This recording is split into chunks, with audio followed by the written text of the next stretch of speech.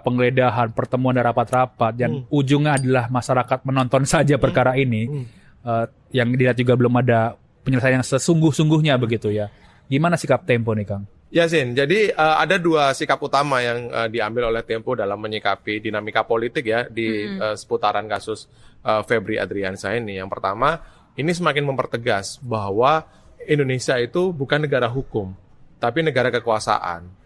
Ya kan? Dari apa? Kita melihatnya dari bagaimana perkara-perkara yang sangat krusial, penting dan dugaan pelanggaran hukum itu sendiri bisa dinegosiasikan dan dibicarakan dan diselesaikan secara politik.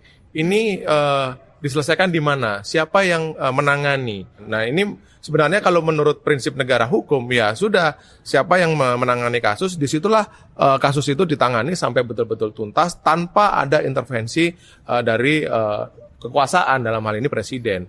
Yang kedua, ini juga sebenarnya banyak orang atau publik juga berharap, wah kalian saling buka saja kasus ini sehingga boroknya bisa saling diketahui. Tetapi kita tahulah bahwa ketika ada dua institusi, apalagi dua lembaga yang kita sama-sama tahulah tidak bersih begitu, dan mereka punya sama-sama saling punya kasus, kita tidak bisa mengharapkan sepenuhnya bahwa penuntasan atau pengungkapan kasus korupsi itu dipakai sebagai standar tertinggi gitu. Karena kasus-kasus yang dimiliki oleh masing-masing institusi atau lembaga itu akan dipakai sebagai alat untuk saling menyandra institusi, dan itu yang kebetulan terjadi pada kasus kejaksaan versus kepolisian. Itu sikapnya. Dan ini pun pernah terjadi sebelumnya kan, cicak versus buaya juga nggak selesai.